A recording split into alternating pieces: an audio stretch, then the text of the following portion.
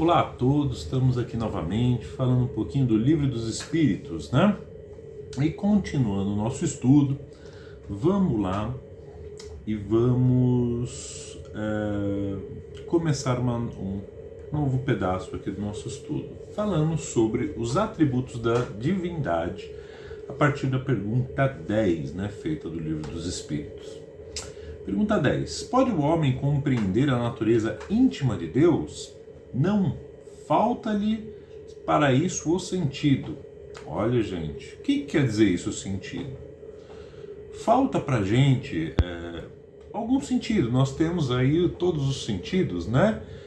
A boca, o nariz, as orelhas, os olhos, né? Então, paladar, tato, né? Etc.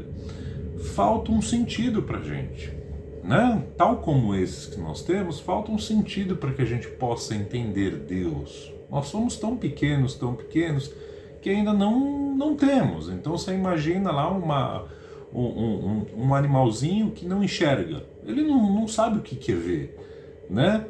O que é olhar. Ele se segue ali se alimenta, come dentro do espectro dele. Então nós estamos mais ou menos nesse aspecto de evolução, para vocês terem uma ideia da nossa inferioridade de desenvolvimento, tá? Por isso que ele falta-lhe sentidos, falta alguma coisa para a gente, né, poder compreender a natureza de Deus. Não é saber quem Deus é, mas compreender a natureza. Falta-lhe sentido, por isso que é tão difícil para nós como espíritos, como raça humana, a gente entender o que é o que é Deus, né? 11. Será dado um dia ao homem compreender o mistério da divindade? Responde: quando não mais tiver o espírito obscurecido pela matéria, quando pela perfeição se houver aproximado de Deus, ele o verá e compreenderá. Olha, né? E completa aqui: a inferioridade das faculdades do homem, né, aquilo que eu estou dizendo, nós não temos essa faculdade, esse sentido, não lhe permite compreender a natureza íntima de Deus.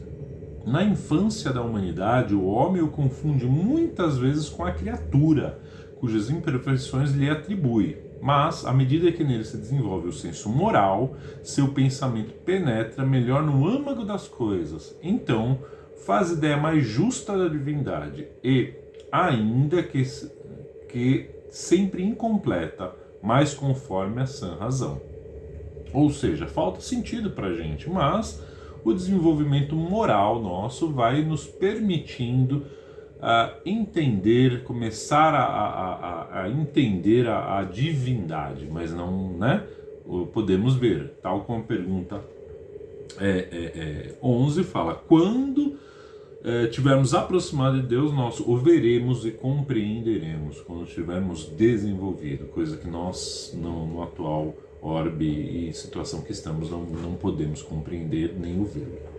Embora não possamos compreender a natureza íntima de Deus, podemos formar ideia de algumas de suas perfeições? De algumas sim. O homem as compreende melhor à medida que se eleva acima da matéria, entrevê-as pelo pensamento, né?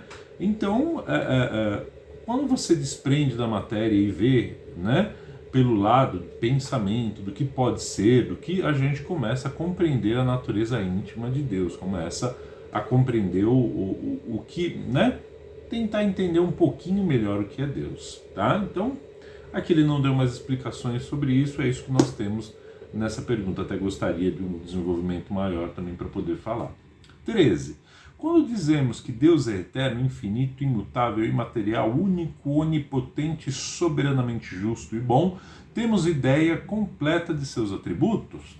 Do vosso ponto de vista, sim, porque credes abranger tudo. Ou seja, isso não é tudo. Existe mais coisa que isso, né? Sabei, porém, que há coisas que estão acima da inteligência do homem mais inteligente, as quais a vossa linguagem, restrita a vossas ideias e sensações, não tem meios de exprimir. Olha só que coisa legal, né? Tá falando aqui que nem o homem mais inteligente da Terra, ele não vai saber o que é, porque a nossa linguagem é restrita há algumas ideias e sensações que a gente não tem como exprimir, né? O que é a totalidade de Deus. Dentro daquilo que a gente sabe, tudo bem, nosso ponto de vista é tudo, mas não é, tem muito mais coisa que isso. E continua: a razão, com efeito, vos diz que Deus deve possuir um grau supremo.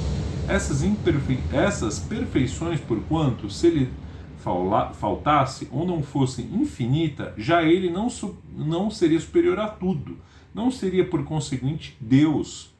Para estar acima de todas as coisas, Deus tem que se achar isento de qualquer vicissitude, de qualquer das imperfeições que a imaginação possa conceber. Nossa, é uma coisa assim tão fora do normal que o Espírito fala, né? que responde, que até difícil da gente falar, né? A gente não tem ideia do que é perfeição, do que, né?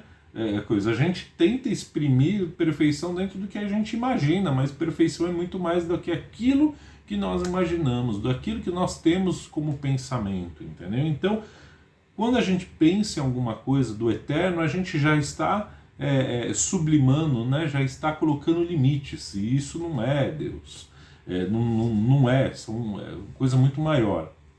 Deus é eterno. Se tivesse tido princípio, teria saído do nada, ou então também teria sido criado por um ser anterior. É assim que, pouco a pouco, remontamos ao infinito e à eternidade, ou seja, né?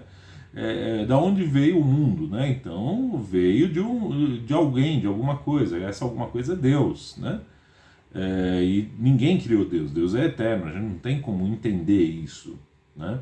É imutável. Se tivesse sujeito a mudanças, as leis que regem o universo, nenhuma estabilidade teriam. Está falando aqui, o universo não seria estável, não poderia, né, criar vida, etc. É imaterial. Quer isto dizer que a sua natureza difere de tudo que chamamos de matéria. De outro modo, ele não seria imutável, porque estaria sujeito às transformações na matéria. Se ele fosse matéria, ele ia mudar com o tempo, né? Isso que está se falando. É único. Se muitos deuses houvessem, não haveria unidade de vistas, nem unidade de poder na ordenação do universo. Ou seja, não existe um Deus disso, um Deus daquilo. Existe Deus. Deus é tudo. A gente não tem como exprimir. Nós não temos capacidade de exprimir, de entender isso. Mas Ele é o tudo, Ele é todo, Ele é, né, tudo. É onipotente, Ele o é porque é único. Se não pudesse do soberano poder, algo haveria mais poderoso ou tão poderoso quanto ele, que não teria feito todas as coisas.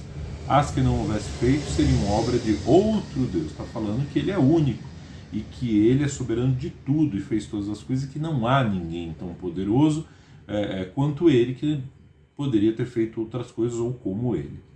É soberanamente justo e bom. A sabedoria providencial das leis divinas se revela, assim, nas mais pequeninas coisas, como nas maiores. E essa sabedoria não permite que se duvide nem da justiça, nem da bondade de Deus. O que é isso? Todas as coisas são providências da lei divina, desde a menor até a maior, e tudo está encaixado, está colocado, está ligado, né? E tudo é justo e perfeito, né? Mesmo que nós não entendamos, porque nós passamos por tanta coisa, tudo é justo e perfeito. Bom, esse aí foi mais uma parte do capítulo do Livro dos Espíritos, do tema que fala dos atributos da divindade. No próximo vídeo nós estaremos falando, ainda no capítulo 1, do panteísmo.